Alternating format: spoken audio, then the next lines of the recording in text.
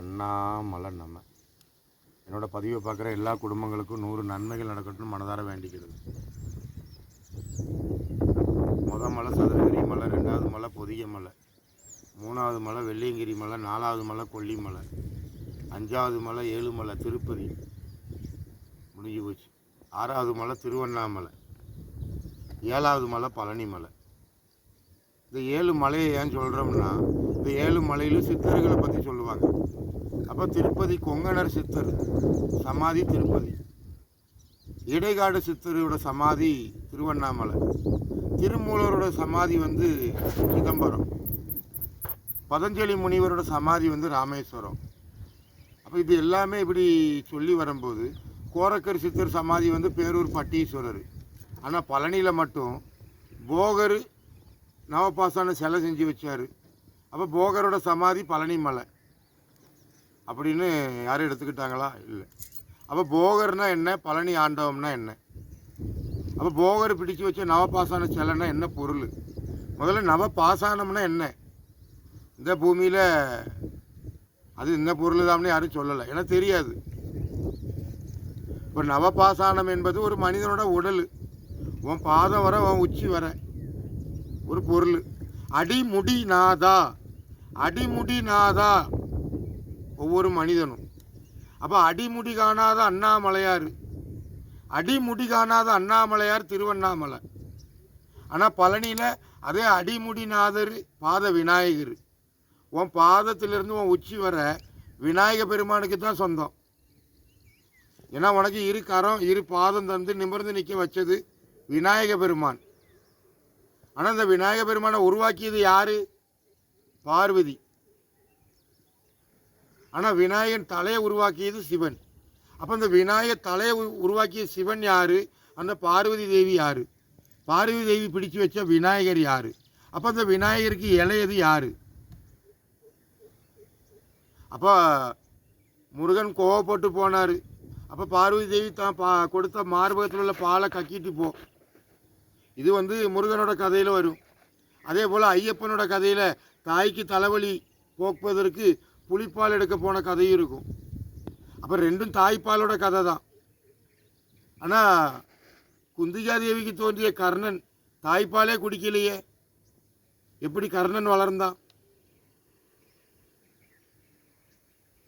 குந்திகாதேவிக்கு தோன்றிய கர்ணன் தாய்ப்பாலே குடிக்கவில்லை, ஆனால் கர்ணன் எப்படி வளர்ந்தான்? அப்போ தேரோட்டியோட மகன் கர்ணன். இப்படிங்கிற ஒரு பொருளில் பஞ்சபாண்டவர்கள் கதை, நமச்சிவாய பஞ்சாட்சர மந்திரம். அப்போ இந்த பஞ்சாட்சர மந்திரம் தான் நமச்சிவாய. அப்போ 6வது எழுத்து என்ன? ஓம். ஆனால் ஓம் நமச்சிவாய. ஆனால் பஞ்சாட்சர மந்திரம் 5. அப்போ ஓம் பிரணவ பொருள். ஆனால் பிரணவ பொருள் ஆணோ பெண்ணோ? பிரணவ பொருள் சக்தி. சக்தி அறிஞ்சால் முக்தி. ஆனால் சக்தி ஆணோ பெண்ணோ? ஏன்னா சக்தியிலிருந்து தான் ஆண் தோன்ற முடியும். அதுக்கு தான் திருவண்ணாமலை உண்ணாமலை தாயாரோட படம். இந்த பக்கம் ஒரு சிவலிங்கம் அண்ணாமலையாருன்னு பேர் நீங்கள் வச்சுக்கிட்டிய. அப்போ இந்த உண்ணாமலை தாயார், உண்ணாமலையார் தாயார் பக்கம் இருக்கிற சிவலிங்கம் கணவன் மனைவி அல்ல, தாயும் மகனும், தாயும் மகனும். இது ஒரு அடையாளம் தான். உலகத்தில் எங்கேயுமே பார்க்க முடியாதது திருநெல்வேலி நெல்லையப்பர் கோவில். பார்கடலில் பள்ளி கொண்டிருக்கிற பெருமாளையும் பார்க்கலாம், பக்கத்தில் சிவலிங்கத்தையும் பார்க்கலாம். அப்போ பஞ்சாட்சர மந்திரம் நமச்சிவாய. அப்போ நா என்றால் நாராயணன், மா என்றால் மகாலட்சுமி, சி விநாயகி, வா சரஸ்வதி, யா முருகன். 6வது பிரணவ பொருள் ஓம். அப்போ அண்ணாமலையை நினைத்தால் முக்தி. அந்த மூவெடுத்துட்டு சாவச்ச சக்தி, சாவெடுத்துட்டு மூ வச்ச முக்தி. அப்போ உனக்கு முக்தி என்ன, சக்தி என்ன? திருவாரூரில் பிறந்தால் முக்தி, காசியில் இறந்தால் முக்தி. ஒரு மனிதனுக்கு இறப்பு கிடையாது. ஏன்னா இந்த கண் என்பது அழியக்கூடாது. அதுக்கு தான் உனக்கு மகர ஜோதி கதை, கார்த்திகை தீப கதை. ஆனால் இதெல்லாம் எதுக்கு? நான் கண்ணுக்கு தான். கண் இல்லாதவன் மகர ஜோதி தரிசனம் எப்படி பார்க்க முடியும்? கண் இல்லாதவன் எப்படி கார்த்திகை தீபம் பார்க்க முடியும்? இப்படிங்கிற ஒரு பொருள். இந்த கண் என்பது அழியக்கூடாது. திருநீர் சாம்பல் அல்ல, கங்கா. காவை எடுத்துட்டு நான் வச்சா நங்கை, அதாவது பெருமாளோட சகோதரி கங்கா. காவை எடுத்துட்டு நான் வச்சா நங்கை, சகோதரி. இப்படிங்கிற பல பொருள் உண்டு.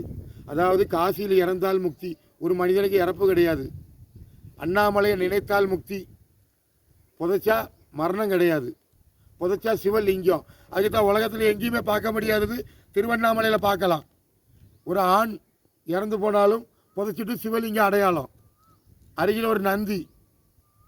பெண் இறந்து போனாலும் பெண்ணை புதைச்சிட்டு சிவலிங்கம் அடையாளம், நந்தி. இது திருவண்ணாமலை கலாச்சாரம். அப்போ காசி நகரத்துக்குள்ளே எரிக்கிற கலாச்சாரம். ராம் ராம் சத்துகு, ராம் ராம் சத்துகு. கங்கால முக்கிட்டு ஜடலமாக ஆக்கி எரிச்சு சாம்பலை கங்கால போட்டால் முக்தியா? சக்தி தந்த உடலை எரிச்சிட்டு நீ முக்தி எப்படி? காசி விஸ்வநாதன், கானா ஆறுமுகம், சீனா விநாயகி, காசி. அப்போ சிவகாசி, சீனா விநாயகி, வானா சரஸ்வதி, கானா ஆறுமுகம். இந்த ஆறுமுகம் யாரோடையதுன்னா கார்த்திகை பெண்களுடையது. பஞ்சாட்சர மந்திரம் நமச்சிவாய 5, பிரணவ பொருள் 6. அப்போ இந்த 6ம் தாயோடையது. இதை அறிஞ்சால் ஒரு மனிதன். அப்போ மனிதனுக்கு 6 அறிவு. இதுவும் படிச்சுக்கிட்ட பாடம். ஒரு மனிதனுக்கு 18 அறிவு. தாயோட 6 அறிவு உன் ரத்தம், உன் தந்தையோட 6 அறிவு உன் சதை, உன்னோட சுய அறிவு உன் தலை. 3 6 18 அறிவு ஒரு மனிதனுக்கு. ஆனால் மனிதன் கற்றுக்கிட்டது என்ன? 6 அறிவு, 6 அறிவு. இது சொல்லி தந்த பாடம். அந்த பாடத்தை பின்பற்றுத. ஆனால் உனக்கு சுய அறிவு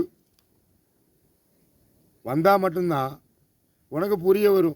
உனக்கு 18 அறிவுன்னு சொன்னால் உன்னால் எடுத்துக்கிட்டா தான் உனக்கு அந்த ஞான வாசல் திறக்கப்படும். 18 அறிவுன்னு சொன்னால் உன் பாதத்திலேருந்து உன் உச்சி வர பகவத்கீதை 18 அத்தியாயம் ஒரு மனிதனுக்கு வேண்டி தான். ஒரு மனிதனுக்கு வேண்டி உருவாக்கப்பட்டது தான் நீதி மன்றம், கோர்ட். ஒரு மனிதனுக்கு வேண்டி உருவாக்கப்பட்டது தான் பகவத்கீதை. ஆனால் ஒரு மனிதனோட தேகம் அழியக்கூடாது. அதான் கர்ணனிடம் வாங்கிய தர்மம், சனாதன தர்மம். கண்ணு, கர்ணா உன் கண்ணை அழிச்சிடக்கூடாது. கிருஷ்ண பரமாத்மா கர்ணங்கிட்ட வாங்கின தர்மம். அந்த தர்மத்துக்கு பேர் தான் சனாதன தர்மம். ஆனால் இந்த சனாதன தர்மங்கிற பூமின்னு சொல்கிறாங்க. ஆனால் ஜடனத்தை முறை எரிக்கிறாங்க. அப்போ சனாதன தர்மம் அழிஞ்சு போகுது. சனாதன தர்மம் அழிஞ்சு போகுது. இரு கண்களை கொண்டு அக்னியில் போட்டுட்டு நீ முக்தியை பற்றியும் சித்தியை பற்றியும் பேசுறதுக்கு யாருக்கும் உரிமை கிடையாது இந்த பாரத பூமியில். சாம்பல் ஆகிறதுக்கு ஆண்டவன் படைக்கலை. சிவலிங்கமாக மண்ணில் மறைஞ்சிக்கோ, மறுபடியும் தோன்றி வா. மறுபடியும் சிவலிங்கமாக மறைஞ்சிக்கோ, தோன்றி வா. இப்படி இந்த பூமியில் மனிதன் தோன்றி மறைஞ்சி தோன்றி மறைஞ்சி தோன்றி மறைஞ்சி அடையாளம். இப்போ புதுசாக வந்து ஒரு ஆன்மீகம், ஆன்மீக நரகம், மாடல் மாடல் நரகம். கொங்கு கெட்டால் எங்கும் கெடும். என்னைக்கு இங்கே சிவராத்திரிக்கு ஆட்டம் பாட்டம் போட்டு ஒரு நிகழ்ச்சி நடத்துனாங்களோ நாடு கெட்டு போச்சு.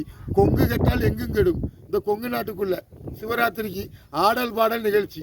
ஆனால் ஒரு 30 ஆண்டுக்கு முன்ன குட்டி சிவராத்திரிக்கு முன்னோருக்கு போய் ஆற்றுல போய் ஒரு பிரித்துகர்மா செஞ்சு ஒரு ஐயரை கூப்பிட்டு ஒரு வழிபாடு, ஒரு முன்னோர்களுக்கு வந்து ஒரு படையல், அவங்க விரதம் இருந்த மாதிரி இருந்து அந்த முன்னோர்களுக்கு நினைக்கிற காலம் போய் இப்போ ஆடல் பாடல் நிகழ்ச்சி சிவராத்திரி. அப்போ சிவராத்திரி என்ன? அண்டம் என்பது இருட்டாச்சு, வெளிச்சம் என்பது வரல. அந்த நாளை நீ கொண்டாடுற. வெளிச்சமே இருக்காது, அண்டம் என்பது இருட்டு. அப்போ மனிதன் வாழ்றது எப்படி? ஆனால் அந்த நாளை நீ ஆடல் பாடல் நிகழ்ச்சி நடத்தி கொண்டாடுற. ஆனால் அதுதான் மாடல் நரகம், ஆன்மீக நரகம். தியானம் எதுக்கு வேண்டி இருக்கிற? உன் கண்ணு மிகப்பெரிய சக்தி. இதை அறிஞ்சுக்கிட்டதுக்கு தான் நீ கண்ணை மூடி இரி. நீ என்னத்தை உணரணும்னா இந்த கண்ணை தான் உணரணும்.